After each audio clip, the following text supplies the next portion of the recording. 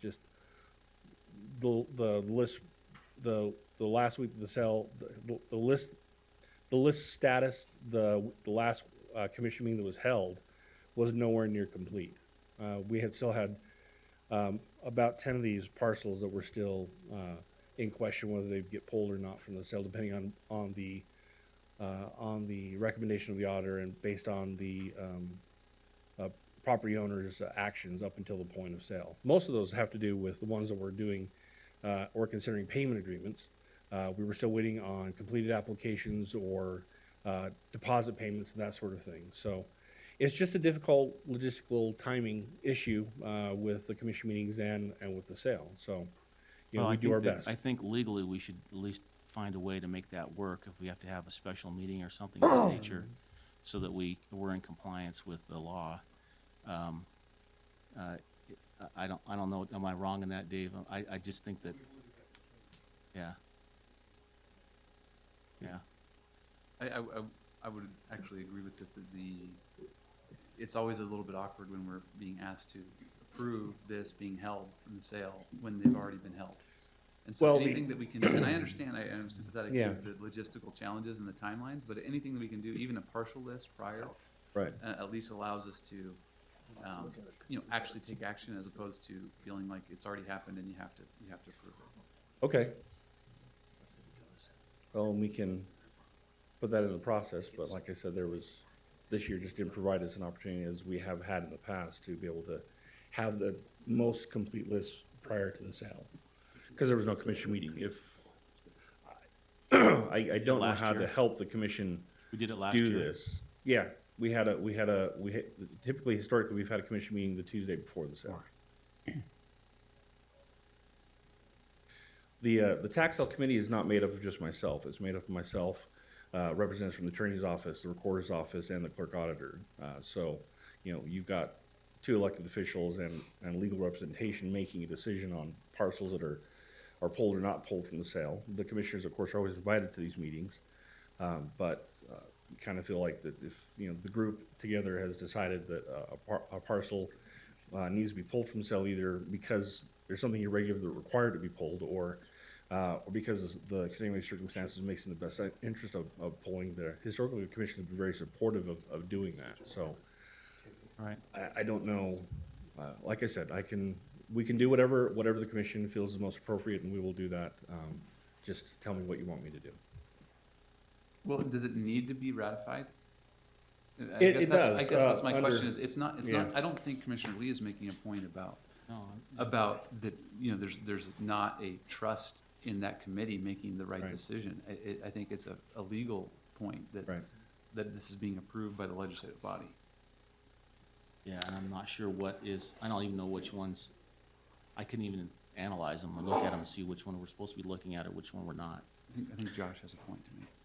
I mean, I think a good recommendation would be for the commission to just have a special meeting every time there's the tax sale, the morning of the tax sale, just for the purpose of ratifying the list of pulled parcels. Yeah. And that way we you'd could satisfy put the that on our requirements. agenda easy. I mean, we could do that easy enough. Absolutely. That's fine. And you could literally just meet where the tax sale happens. You sort of almost like a part of the opening ceremony of the tax sale is that you come and you meet and you ratify those that have been pulled or what have you. Because the problem that we run into is there are significant problems with selling some of those parcels, and we don't discover those problems until just days before the sale. Right. So if you go to the sale and the public bids and wins, they think they're purchasing a parcel that's gonna get reversed. That sale would be reversed. And so there's no way to cure that problem without pulling them from the sale.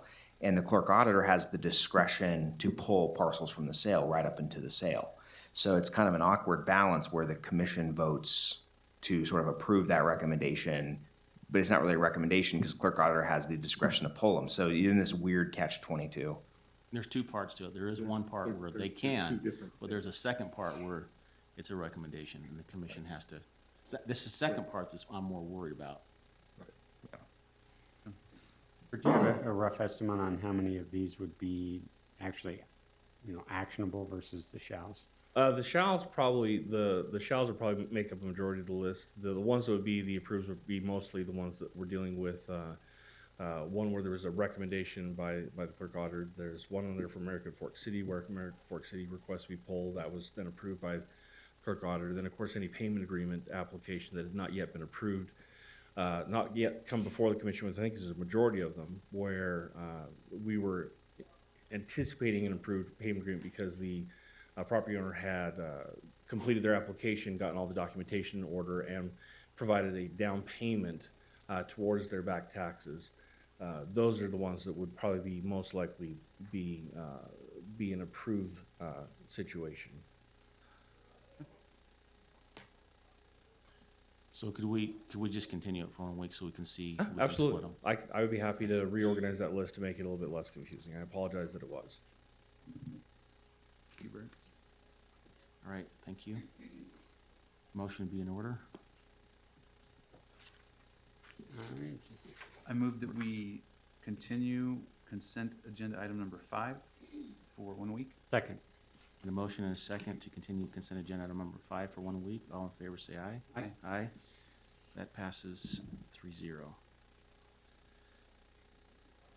Okay, number 11 is to approve and authorize Utah County Commission Chair to sign and authorize for an additional service for an agreement 2017-235 fee modification.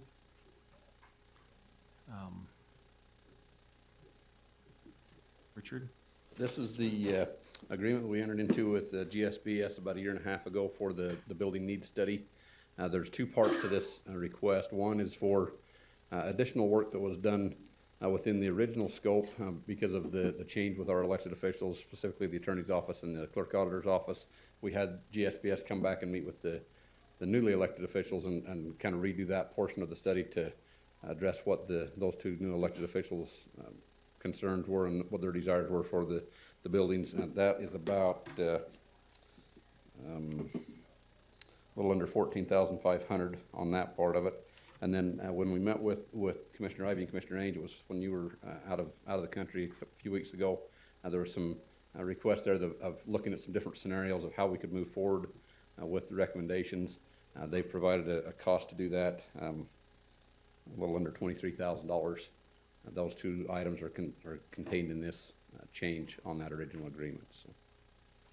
Okay, couple of comments. I'd love to have that presentation too, so I can see what, Bet. because that's part of the reason why I held it, is I'm just not sure what it was. Brian Volks was in the meeting with us, and And- we'd be happy to. Commissioner Lee, if I may, I actually think that it's critical that you are a part of that, and I think that it's also critical that, I think that as I watched this presentation, sometimes, the architects, they can take a directive from a certain department and areas, and it was clear that their views had changed, as we had new elected officials, right? As we had a new clerk auditor, a new county attorney come in and express their lack of space in the county. And I think that Public Works had their opportunity to speak to GSBS, but to me, it seemed like in that meeting that the county commission had not fully articulated together with all the other elected officials our own office space needs and the scope of this. So I am fine with this being continued and having the commission work together with GSBS to make sure that we feel comfortable with this additional scope, because it's very clear that we are way behind on our office space needs. We have multiple departments saying that they need to move out next week and go rent in the private market.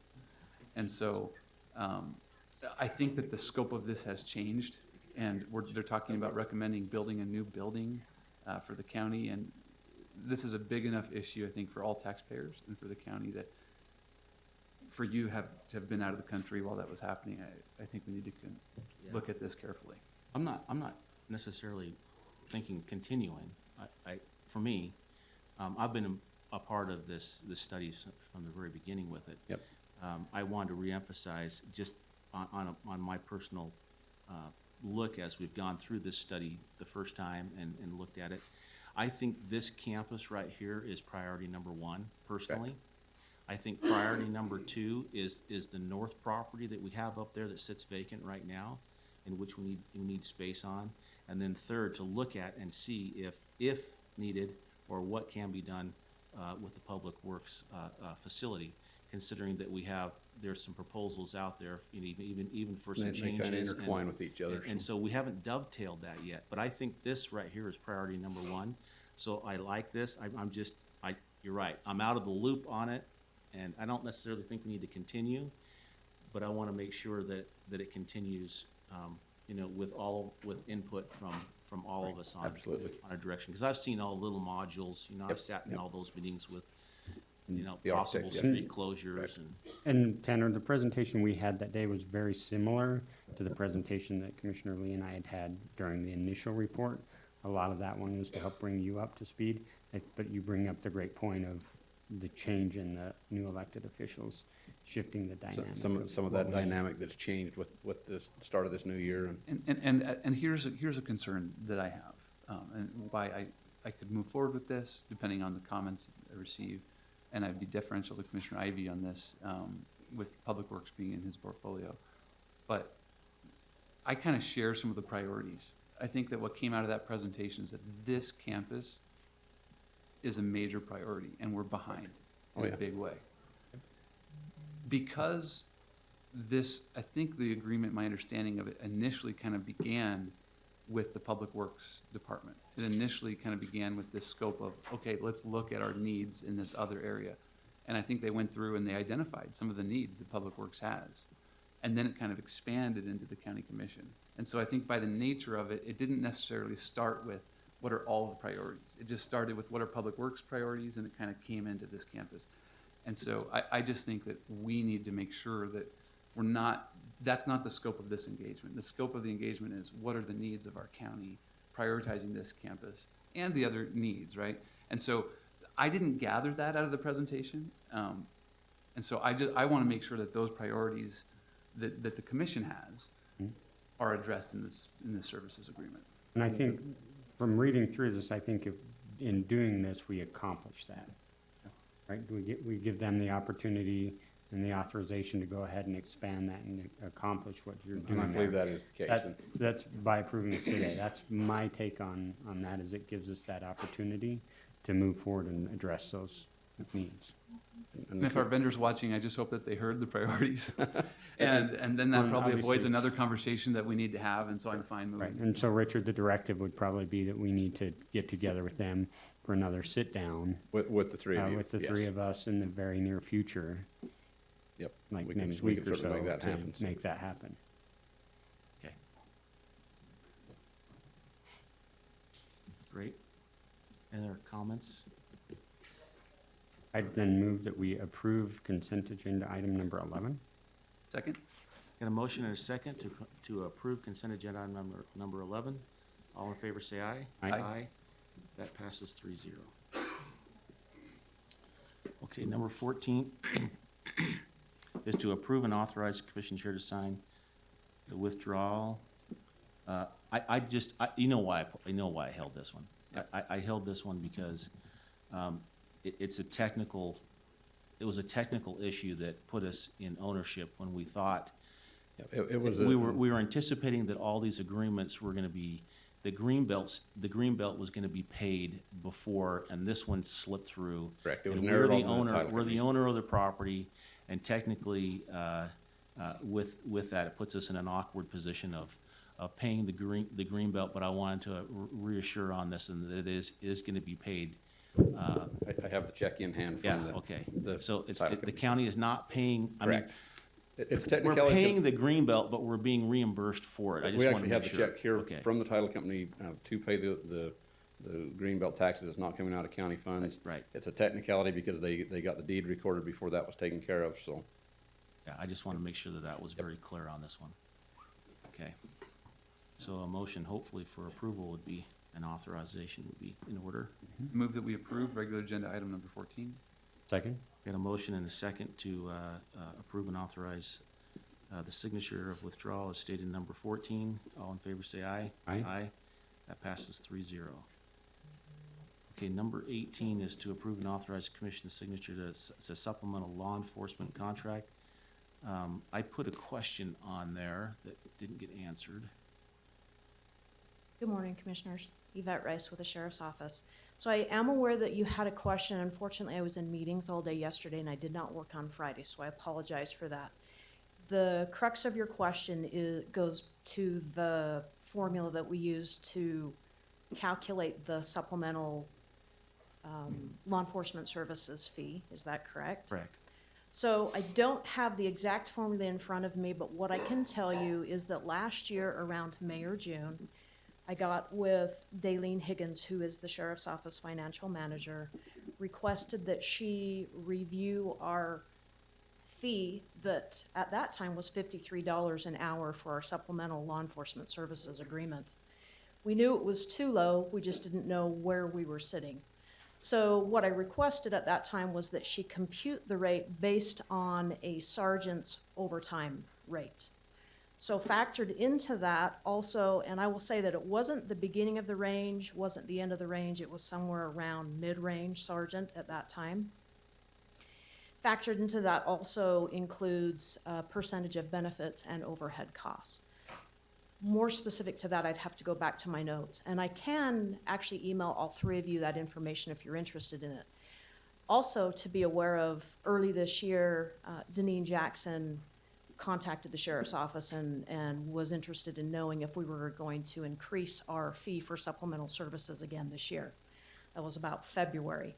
So I went back to Daleen and requested that she recalculate, give me a recommendation if she thought we needed to increase that fee at all. Her recommendation was that it was adequate for this year. Our intention is to reevaluate that again next January and continually, annually moving forward. So my question is then, if the 6750 is adequate for last year, and we know that we had a COLA increase of over 3%, how can it be adequate for this year? Again, we based that rate on about a mid-range sergeant's overtime pay. The majority of the shifts are not covered by sergeants. They are covered by deputies who are paid much less than that. Additionally, we require that the event holders commit to a minimum of 4 hours per event. Now, there are several of those that occur every year that they're not asking for that much time, yet they still have to pay for that. So we may only be there 2 hours, hour and a half, but they are still charged the 4-hour minimum rate. So based on all of that information, we felt like it was adequate still. Okay. If Daleen is here, she may have additional input that she could provide. I don't know if I've not adequately explained anything. Okay, I mean, it's just interesting to me. I think the 3% COLA increase it should be an automatic, just a jump in, which would just put you up at what, 69 something, roughly. We'd have to go back and recalculate everything again. If that's what you're requesting, I can ask Daleen to recalculate based on a current mid-range sergeant's wage, and if we need to make that adjustment, if that's what you were requesting that we do, we will have to post that for public awareness before we can implement that rate. So maybe, just from my recollection on this, would you give me that detailed information then? Yes, that I was asking absolutely. for, detailed all the way through how you're getting to that? How we came to that, would you all three like that information? Sure. Yeah. Yes? I think it's helpful. For me, Okay. I'm fine with this. I think that Commissioner Lee raises a point. I mean, to the extent we're talking about a cost, if the intent of something is to get reimbursed for our actual cost, then our actual cost should be reflected in the price that's paid. Again, I would go back to the fact that we're not basing this on like a deputy's rate. We're looking at a sergeant's rate, a significantly established sergeant's rate. And the majority, again, of our people that are fulfilling these shifts are not sergeants. It is a rarity that sergeants perform these shifts. It is actually So it's based on actually deputies, yes. We're getting more than the cost in some cases. Yes, that is exactly what we feel. And so, So then we can run an analysis on that then. We How can. many how many deputies, how many sergeants, how many hours were billed, and we can see that too.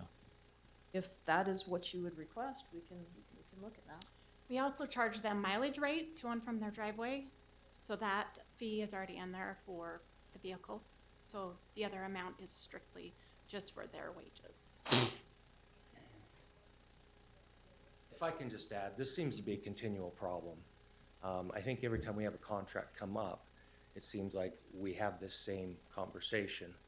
We have analyzed this several times, we'll continue to. I would ask that the commission trust us, that we are getting the money that we need. We are not subsidizing these companies. In fact, they're paying more. So I would ask that the commission give us a little bit of trust here that we're doing the job that we need to do. It doesn't feel like we get that, because this is a continual thing. Mike, all we can do is go off the information that we have at hand.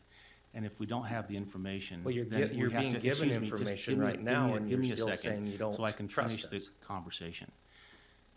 All I'm asking is for information so that we understand. And if we don't have the information, then how do we know?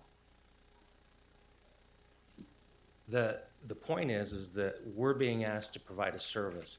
You've asked us to make sure that we are being compensated fairly, and that's happening. So I'm asking you, and you've just been given the information, yet you're still How do you know that's asking for happening? more information. How do Because you know we've that's analyzed it several times, Commissioner. Exactly. All I'm asking for is All the I'm asking numbers. for is you trust us that we're doing our job. This is getting to be a little bit ridiculous. Give us the information. Just, all we're asking for is the information so we can see it. If it's there, it'll be easy, it'll be black and white. You've been given it before. No, And no, we'll give it to you again. You've been given it before on other contracts. I asked, Sheriff Smith, on this issue, you know, for me, I think that the nature of my comments are simply to, you know, I feel like they've been asked and answered, actually. It's more of, we have this issue with other departments, is sometimes there's a reimbursement or an expense that's meant to be a pass-through, and the department might not be aware, or they might not have done the analysis and not realize that there is a unintentional kind of subsidy that's happening there. And so in this case, if you guys have done your homework and have said that you're actually getting some additional cost and you're at least kind of breaking even, then, you know, and even if there's situations where you think it makes sense to do it another way, I'm fine with that. So to me, I support you in this effort, and I was simply trying to ask questions to make sure that you have been thoughtful. And your responses say that you have been. Right. In the way that you're calculating these rates. And so, And I I'm fine with that. didn't take that you, anything other than that yeah, from you. I just wanted to clarify. And so if you guys are comfortable with those rates, then, you know, I think that we need to make sure that you're getting these approved in a timely manner so that you can provide the services that are being requested in the community. Fair enough. all I'm asking for is the information, because I haven't seen it. On a detailed basis where you have the amount of deputies, maybe we do it on a yearly, you know, look back a year and Yes. show how many deputies, you know, how many sergeants, so I can see that information. So I will say this, as far as the fee calculation goes, when the request was made last year to increase the fee for supplemental services, it came before the commission as an agenda item. And at that time, I believe I did provide the specific calculation that we used in order to come up with that fee. You did. I absolutely can provide that information again so that you're aware do. of what that was, is to refresh your memory. Additionally, if you need us to look at our contracts for what period of time are you asking for? Because this is going to require some time so that I can identify specifically the number of sergeants versus deputies that have participated in these enforcement agreements. What period of time are you looking at? Just do a year. The Look, past year? Yeah. Okay. We'll tell you this, the majority of them are deputies that are participating and not sergeants. Okay. Any other questions that I can address for you today? No, thank you. Okay. Appreciate you guys. Thank you. Okay, a motion be in order then. Move that we approve consent agenda number 18. Second? Got a motion and a second to approve consent agenda number 18. All in favor say aye. Aye. Aye, that passes 3-0. Moving on to regular agenda number 1.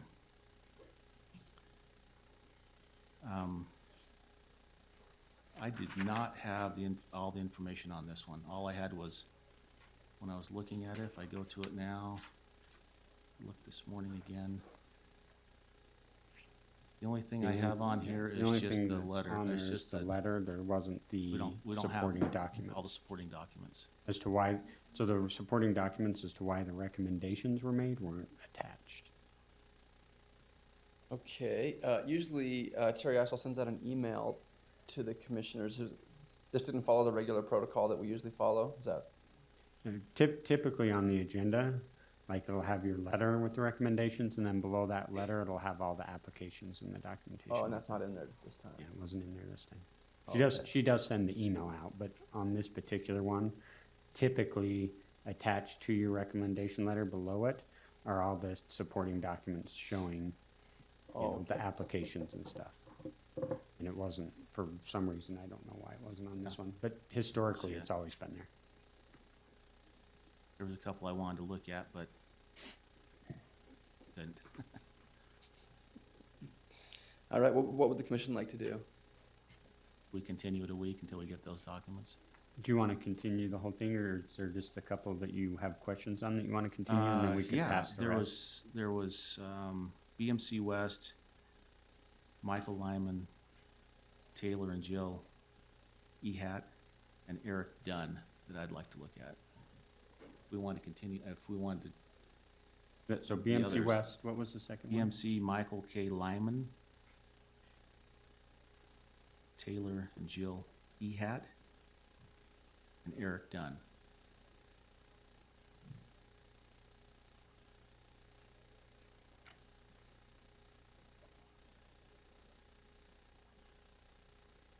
Okay. Tanner, did you? You know, I didn't take, but I think we could probably just move with the noted names. So I would move that we approve.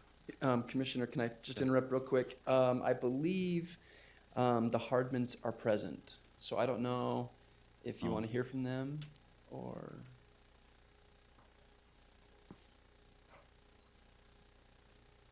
Okay, It's going to be difficult without the documentation.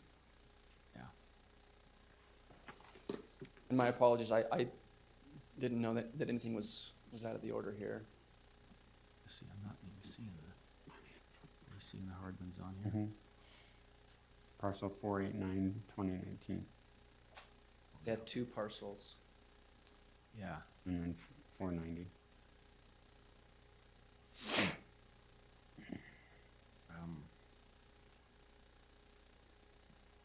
I wonder if we should continue it for a week so we can at least get that information, and maybe pull that one off too. Okay.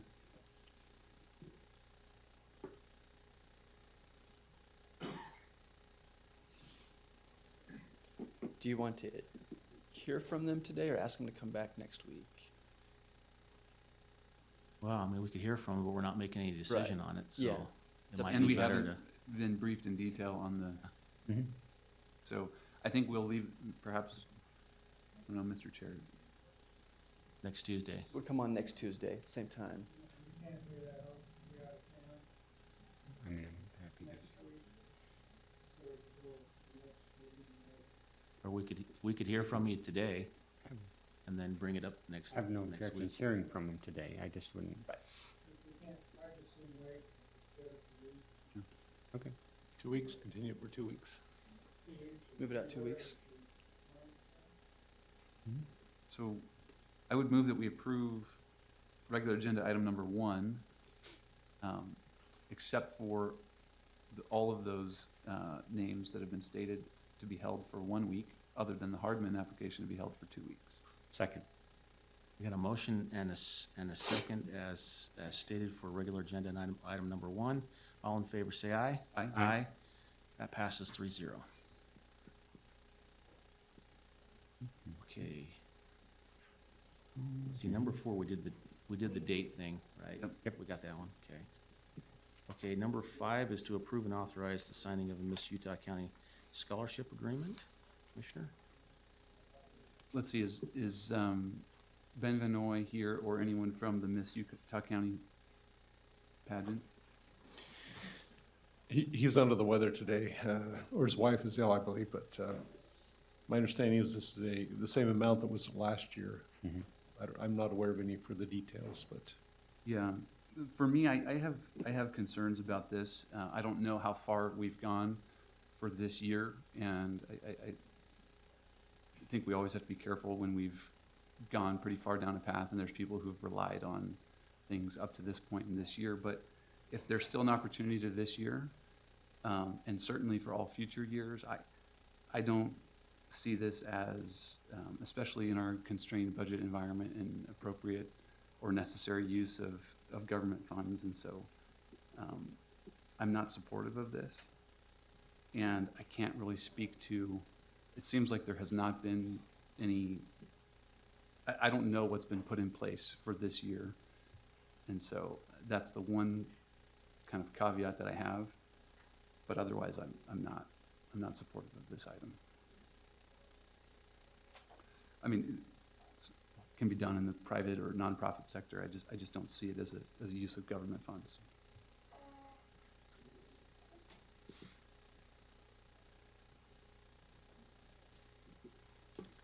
Fair enough. Okay. As far as speaking to what's been done, I would anticipate that, I don't know that, technically they shouldn't have moved forward without an approved agreement. Historically, we have funded this at this level. I actually think we cut the level, was it last year or 2 years ago? We cut the level back.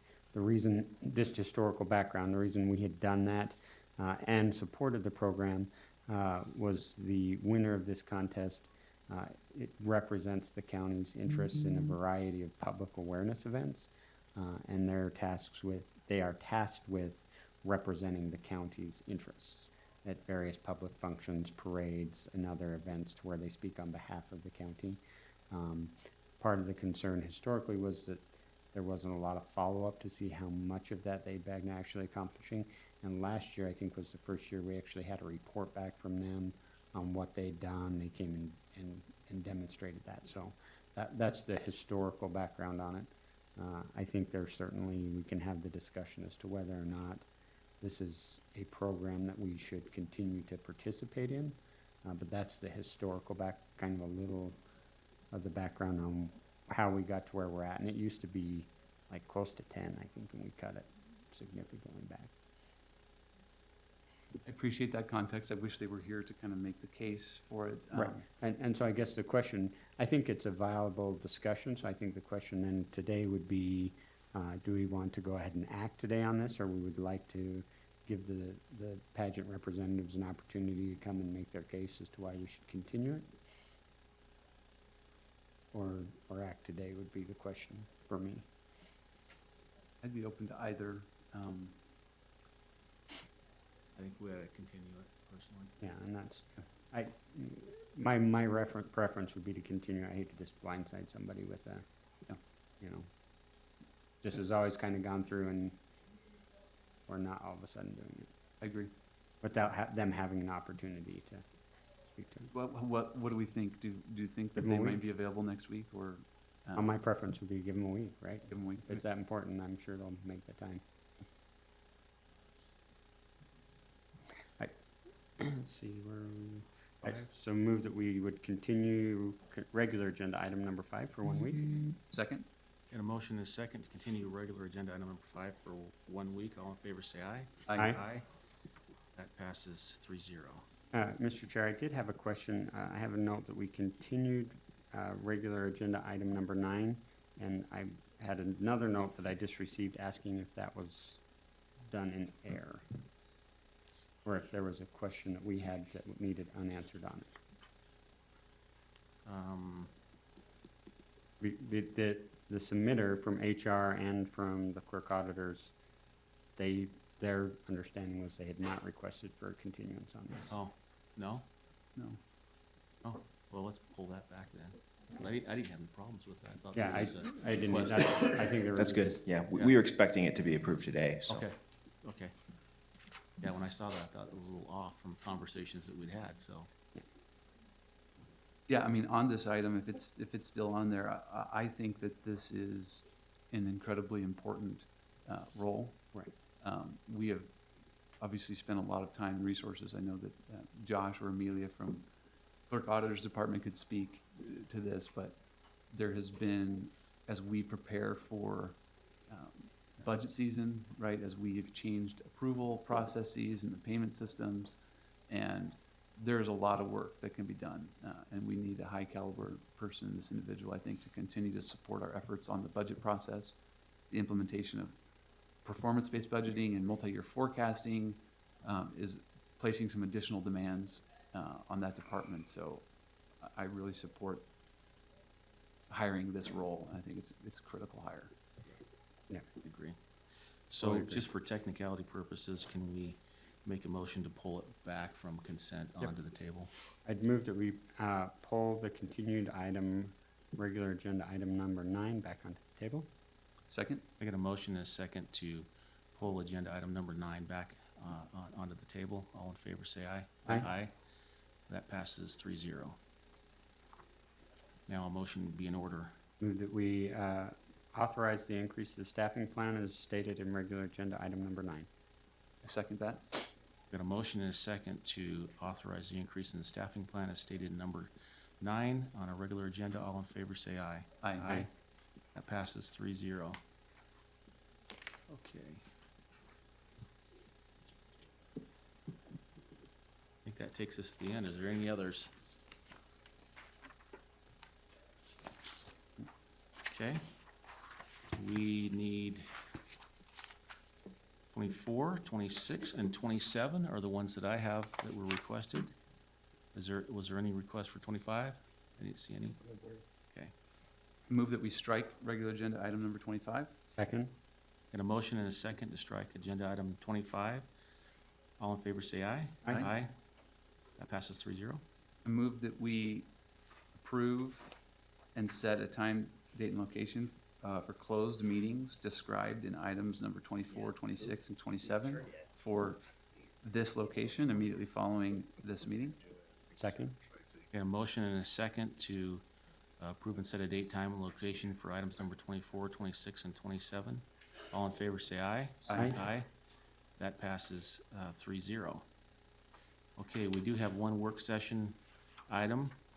If you want to come up, Matt, this is, so with the fires that have happened, with the agreement made with the state,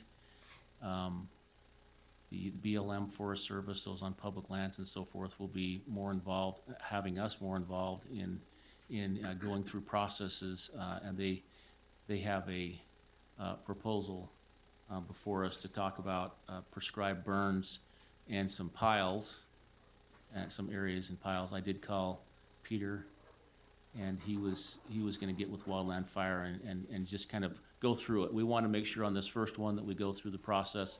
Hopefully, we can make it a cleaner process as we move forward. But in this one, we wanted to have a presentation on it so we can kind of understand what's happening with the prescribed burns.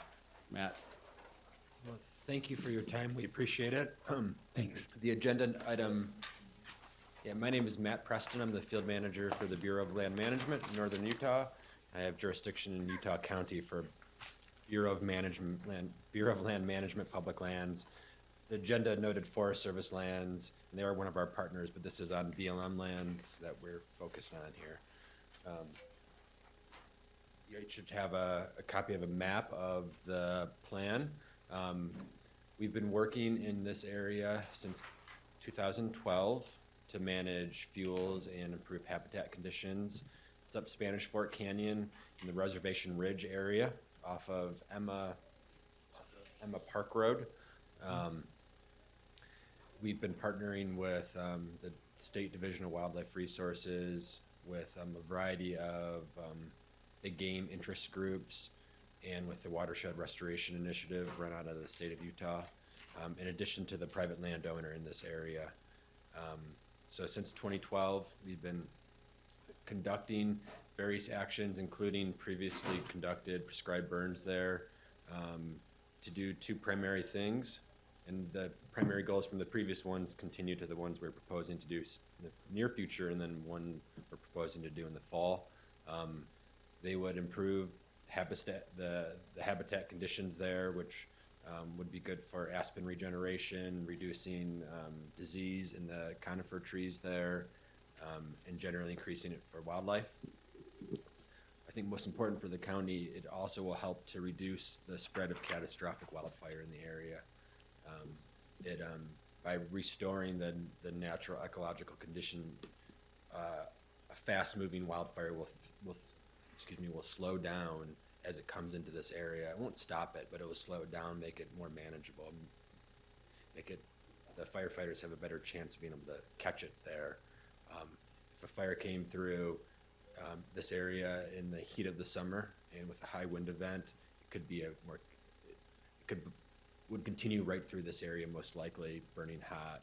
If we're able to do some low-risk prescribed burns on these shoulder seasons, we have a better chance of being able to catch that fire if one does start naturally. We spend a lot of time working to make sure when we do a prescribed burn that we do it very carefully and thoughtfully. It's one of the most, what's the right word?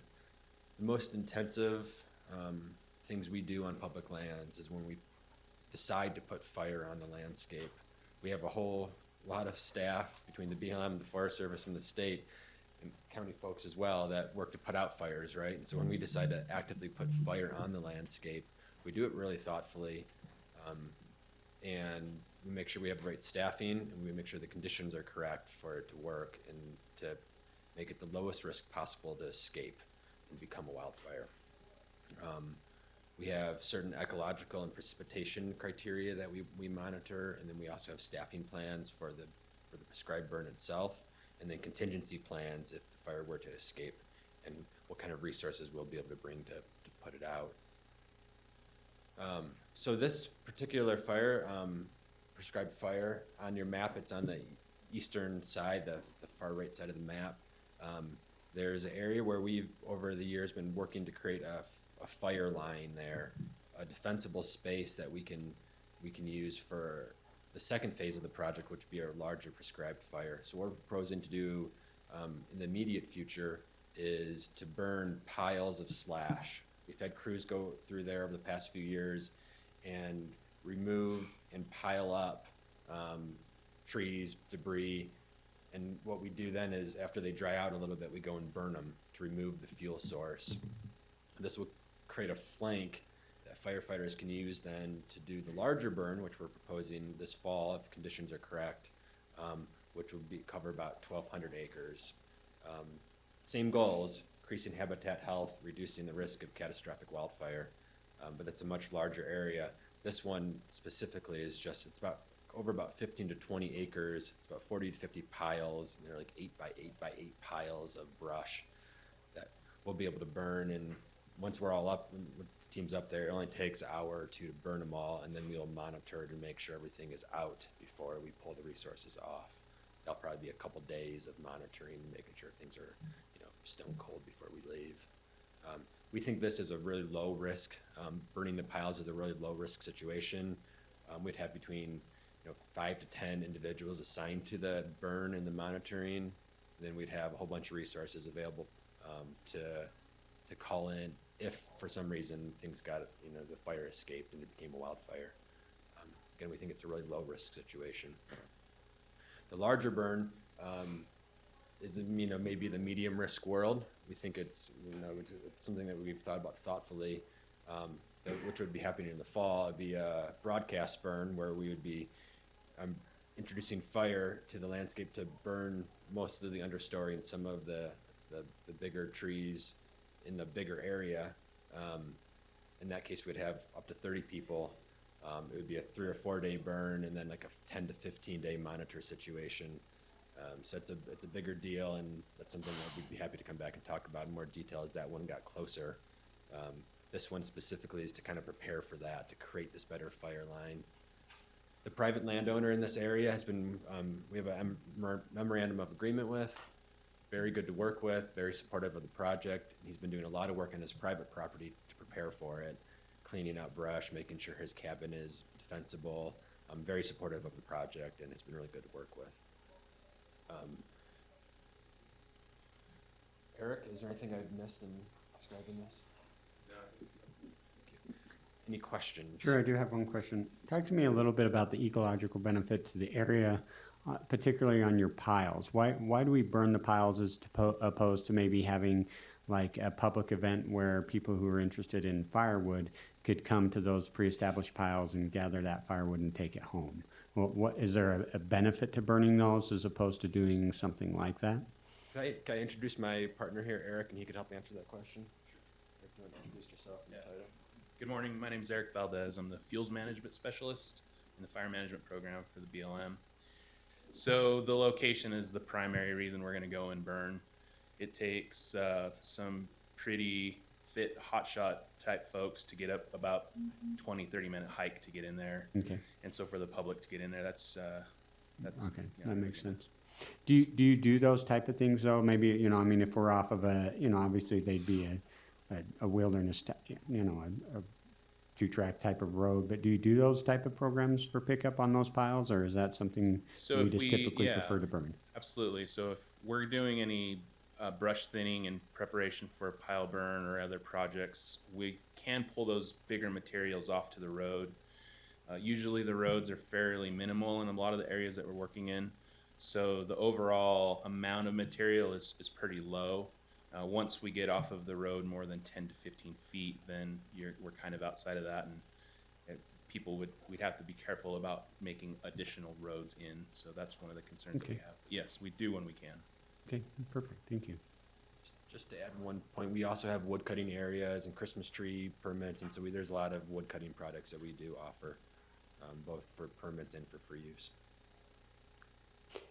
How can the public, the reason I ask the question is because I've had people, I mean, you get that and everyone, why are they just burning this big pile? I'd have gone and get it. Yeah. And so how does the public become aware of those opportunities?